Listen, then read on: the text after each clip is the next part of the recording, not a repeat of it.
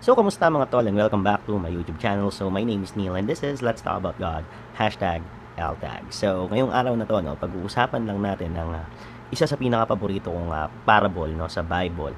And of course, bilang isang YouTuber, no, gusto kong i-share sa inyo yung parable na to kasi gusto ko lahat tayo, no, alam natin yung parable na to kasi sobrang ganda talaga ng parable na to. Pero bago ang lahat, intro muna tayo para kunwari sikat ako.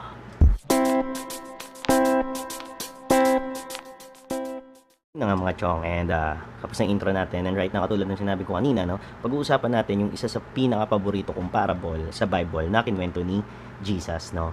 And kaya ko siya naging paborito kasi I've had this experience as well, no, na gusto ko ring i-share sa inyo mamaya.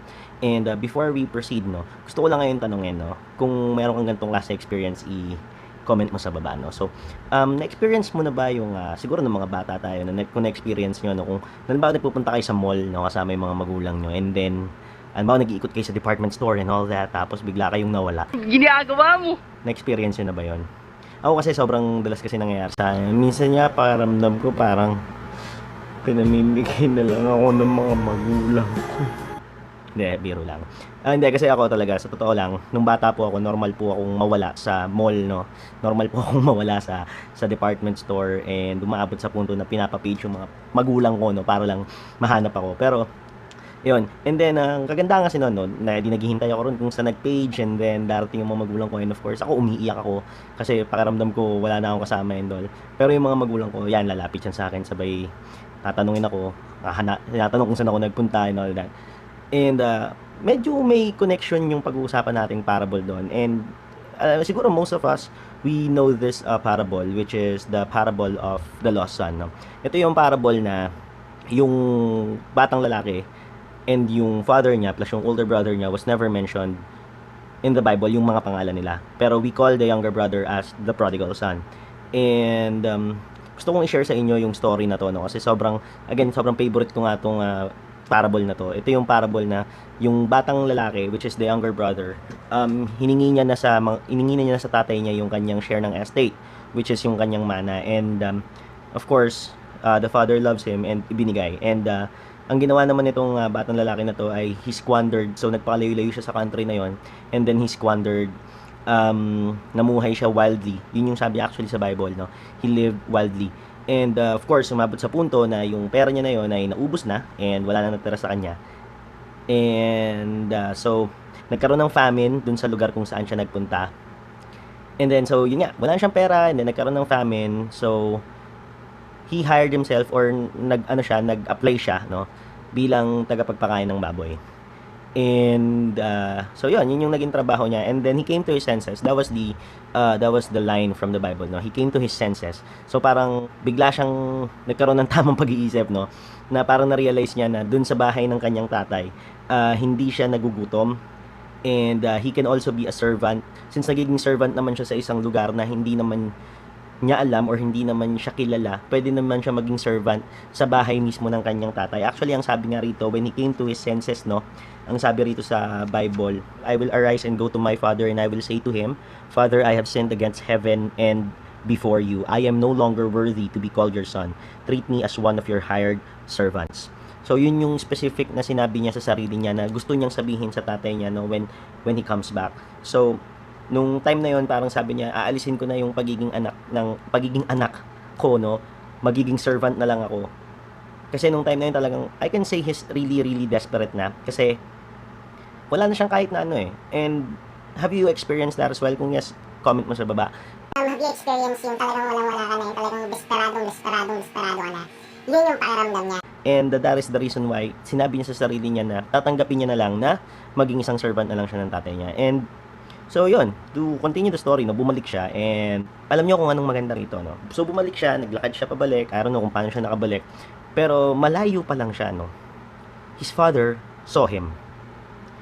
So kung i-imagine natin yung itsura nitong younger brother na to, no, makikita natin sa kanya na siguro umalis siya, magharbo ang kanyang pag-alis, no, nakakabayo or nakakamel, ang dami niyang bit-bit na pera, and then ito pabalik siya.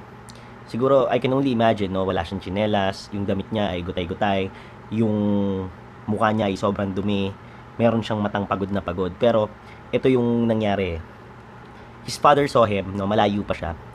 And ang kagandahan dito, the father did not see yung gutay-gutay na damit, yung walang tsinelas, yung maduming muka, yung pagod na mata. Hindi yun yung nakita niya.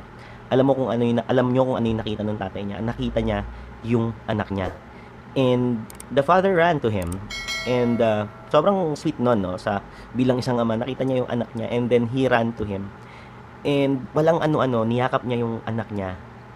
And hinalikan, no? And yung tatay niya mismo, no, he made the younger brother realize who he really is. And that is, he is the son of his father, no? So yung tatay na to, walang paapaalam kung kani-kaninong conseil or kani-kaninong counsel, bigla na lang niya sinabi, Quick, bring him a robe, a sandals, and put a ring on his finger. siguro nung time na yon, no, yun yung way for you to know na ikaw ay anak, no, ng isang mayamang ama, no? And yun yung ginawa ng tatay. And that's very, very nice. And bukod doon, no, papatay pa ng pinatabang guya, which is a calf. I'm not sure if it's even right. Sa pinatabang calf or pinatabang guya. And sinabi niya sa servant niya, kaya niya gagawin yun is because his son of his was lost but now is found. So, syempre, party-party sila. Pero, yeah, it's actually the usual story, no, na maririnig natin sa mga churches or sa mga people na nagpi-preach yung story na yon. Pero I would like to focus more dun sa story ng older brother kasi meron din tayong matututunan dun sa story ng older brother. So yung older brother, as we all know, he stayed. We don't know anong ginagawa niya, basta he stayed with his father habang nag-squander tong younger brother na to. So he stayed with his father, so nanatili siyang nagtatrabaho para sa kanyang ama, and pinagsisilbihan niya yung kanyang ama. And when his brother came back, he heard the party going on. Siguro Wala yung mga tugs. Ginagawa mo! siguro mga ganun yung mga tugtugan, ano. And nung narinig niya yun, pinatawag niya isang servant and tinanong niya, no, kung ano yung nangyayari sa loob. And sinabi naman ng servant na, ayun nga, bumalik yung kapatid niya and nagpahanda yung kanilang ama. And siguro nakaramdam ng inggit ng older brother, so ayaw niyang pumasok sa loob. Hanggang sa lumabas na yung kanyang tatay. And there, he spoke with his son. And ang sabi ng son sa kanyang father ay ito. His father came out and entreated him, but he answered his father, "Look, this many years I have served you. I never disobeyed in your command, yet you never gave me a young goat that I might celebrate with my friends. But when this son of yours came, who has devoured your property with prostitutes, you killed the fattened calf for him." So kung pakikinggan natin yung pagkakasabi ng older brother, makikita natin na he cannot celebrate that his brother is home, no? Kasi ito yun eh. He was just there, alright? He stayed with his father and he think of himself as a slave of his father, no? Kasi ito specifically ang sinabi rito. I have served you, I never disobeyed your command. So, ang tingin niya sa sarili niya ay isang servant lang ng kanyang ama. And he cannot celebrate himself, no, being a son of his father. That's why he cannot celebrate that his brother is coming home.